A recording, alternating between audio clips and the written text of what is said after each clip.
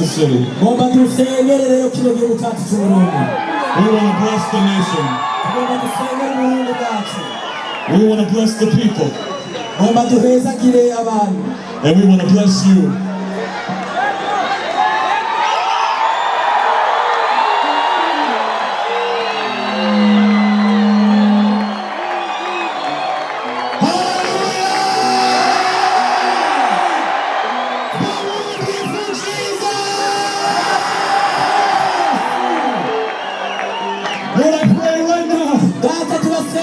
That your heavens would open.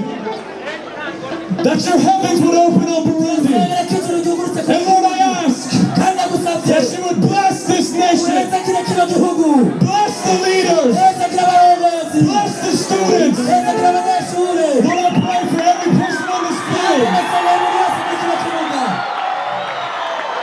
I pray for every single Christian woman to meet a single Christian man.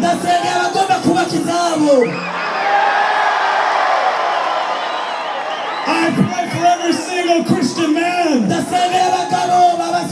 to meet a single Christian woman. And Lord, right now, we give a big thank you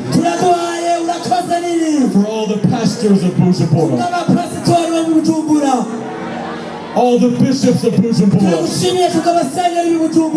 all the apostles of Bujumbura, all the prophets of Bujumbura, all the evangelists.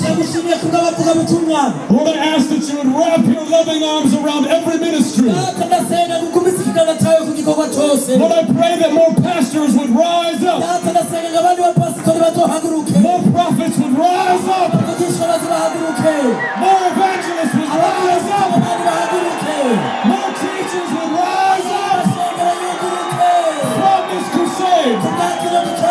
From this crusade, I pray there are evangelists that are going to go into the streets and proclaim the gospel to see Burundi set free. Hallelujah! And Lord, I pray right now for all the leaders, the government leaders, everyone in leadership, even those that are still in the tents. Lord, I pray many blessings over their families, over their lives, over their children. Lord, I just pray. We cry out to you. We cry out to you. Lord, hear us. Hear Bujumbura's cry. Lord, fill this place with your Holy Ghost. Fill your people with your Holy Ghost. Fill these people with your fire. Fill these people with your word. And I pray Bujumbura would be the light of the world. I pray Burundi would be a light to the world, because Jesus is taking over. Burundi belongs to Jesus. Burundi belongs to Jesus. Bujumbura belongs to Jesus. Hallelujah. Hallelujah. Burundi for Jesus! And Jesus for Burundi! They are like a husband and wife. They are together forever. Jesus and Burundi! Burundi and Jesus! Lord, we lift up this nation. Lord, you see the end from the beginning. You call the things that are not as though they are. So we make a proclamation today that Burundi shall lead. Burundi will not be the tail, but it will be the head.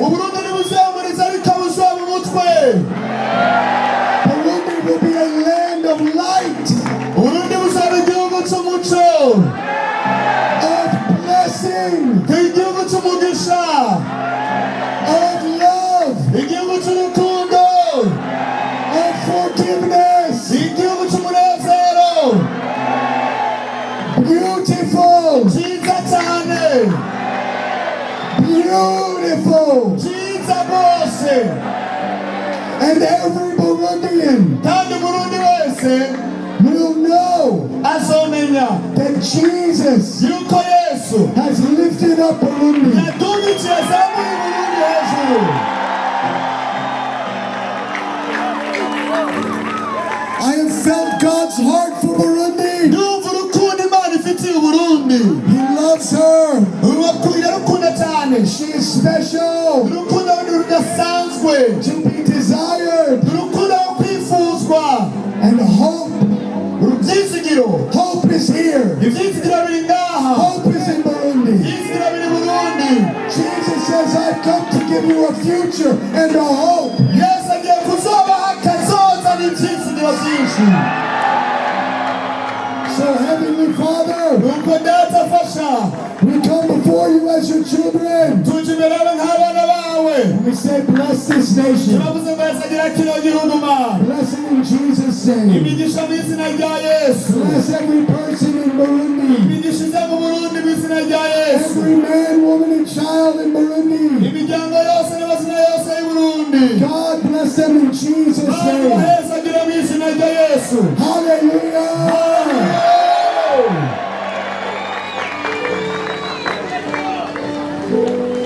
I don't know how many of you have a cell phone, sinzi bangana bose telefoni zabo. but I want to try something. mugabo ngomba tugerageze iki. Can every one of you pull out your phones? You can keep the hari phone umuntu up here. yo kwakira telefone yiwe ngaha muri kino kibanza afate telefone yiwe. Can you pull out your phones tuza telefone zanyu abazifise and turn your flashlight on? hanyuma murika amatoroshi, murika amatoroshi.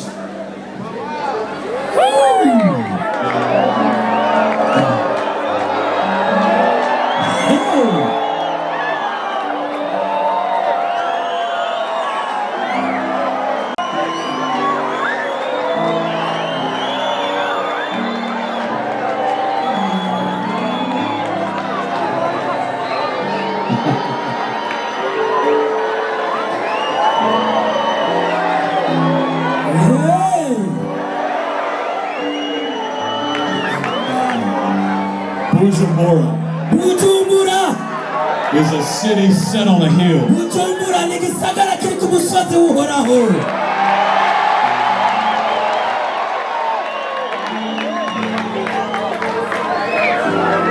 Father, I love you, Lord. I love you, Lord.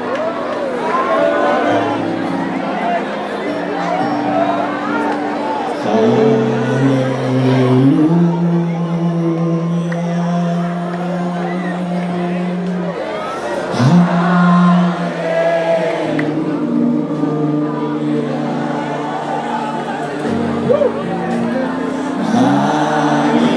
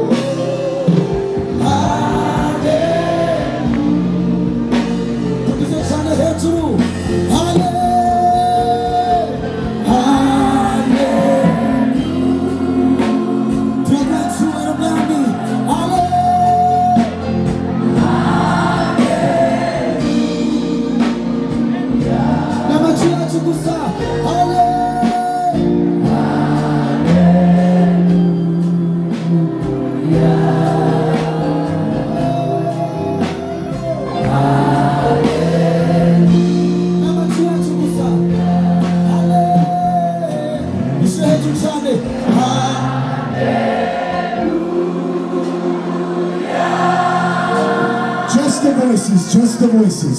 amajwi gusa y'ishengero twadugije hejuru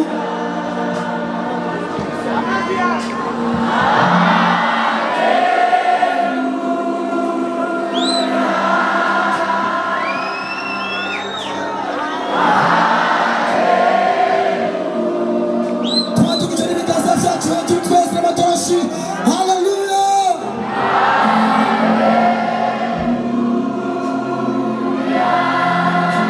tuvyature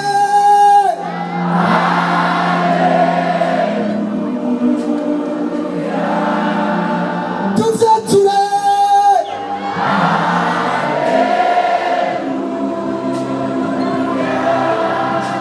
tuvyature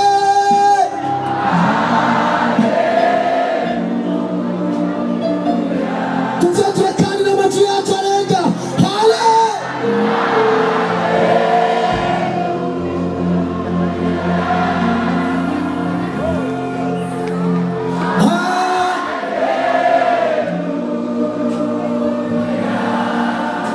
tuvyature cyane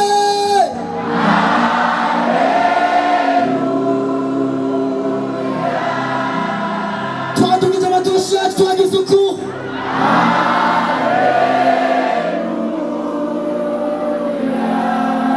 twese tuvyature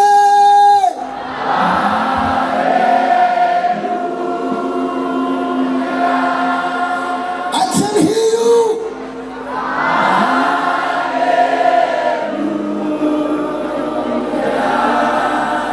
tuvyature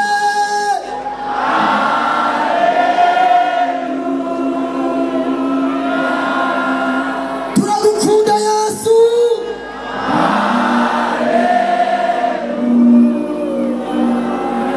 n'amajwi yacu kandi hale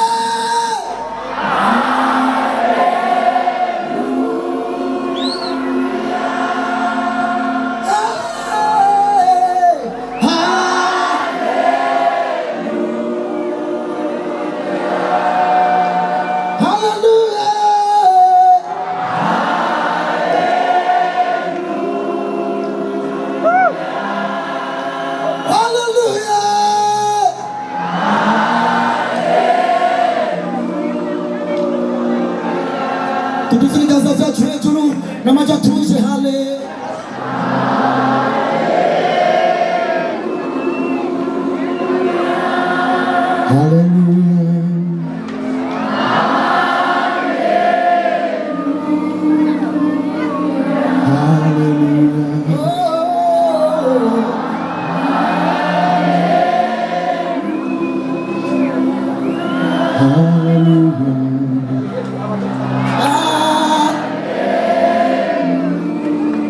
Lord, we lift up hallelujahs over Burundi. data turavuze ngo haleluya hejuru y'uburundi We lift up hallelujahs over Bujumbura. turadugije haleluya yacu muri kino gihugu We lift up hallelujahs over Kamengi Field. turadugije haleluya muri kino gihugu And we say, Hosanna! turavuze ngo hosana Hosanna! hosana Hosanna! hosana Blessed be the name of the Lord. aheza kiguje mu izina ry'uhoraho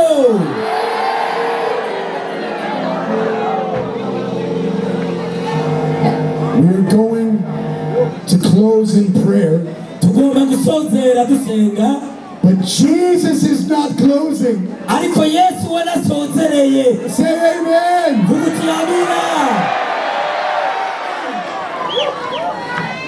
Father, I thank you. data ndagushimiye Father, I thank you. data ndagushimiye I bless every single man, woman, and child here. ndahezagiye umuntu wese n'umwana mu bari ngaha muri kino kibanza I bless their families and their finances. ndahezagiye imiryango yose hamwe n'ubutunzi bwabo I bless their hearts and I bless their souls. ndahezagiye imitima n'imishaha yabo I bless their bodies and I say be healed in Jesus' ndahezagiye name. imibiri yabo ndavuze ngo kira n'izina rya yesu I proclaim healing over the land of Burundi in Jesus' natangaza name. gukira hejuru y'igisagara n'igihugu cy'uburundi mu izina rya yesu. I proclaim healing over the people of Burundi in Jesus' name. natangaza gukira hejuru y'abarundi bose mu izina rya yesu. The Bible says that God knows every hair on our head. bibiliya iravuga ngo irazi umushatsi uri ku mitwe yacu. He knows every child here. arazi umwana wese muri kino kibanza. And we are all children to God. kandi twebwe twese turi abana bayo. He is with us.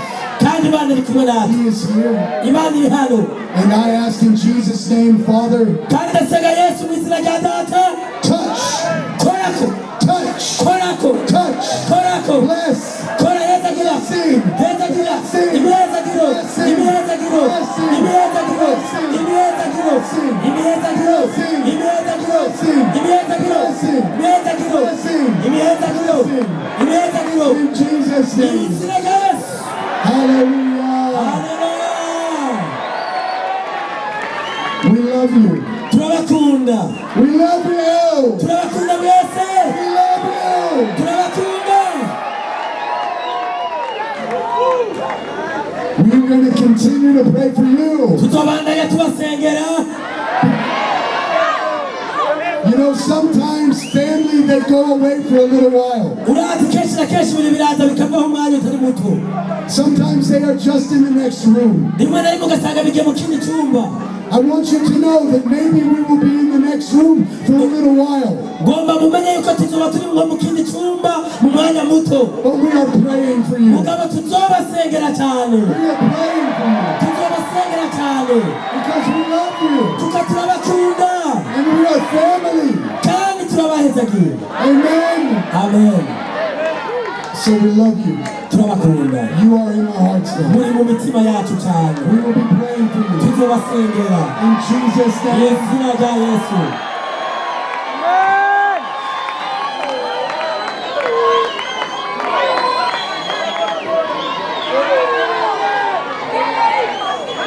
Before we close, imbere yuko turangiza I do want to say one more thing. ngomba ndababwira ikintu cya nyuma. You know, to pull something like this off, murazi gusozera ikintu nk'iki ukorene. there are many people behind the scenes. hari abantu benshi kugira ikintu nk'ibi kibe baba bari inyuma y'amarido bataboneka. And from the bottom of my heart, mugabo mvuye mbwira mu mutima wanjye. I thank all the pastors, the bishops, nagomba nshimira abungere bose abasenyeri bose. the crusade team, umugwi wari ujejwe gutegura kino gikorane. the crusade team internationally, umugwi wari ujejwe gutegura igikorane uvuye mu makungu. the crusade team here locally. umugwi wa hano wateguye igikorane. But I call this man Jim Whitener. ariko ngomba guhamagara uyu mugabo Jim. He is the glue. uyu ni wewe. He is the glue. ni wewe. And so I want you right now kubw'ibyo shaka mwebwe to give him the biggest round of applause right here in Bujumbura.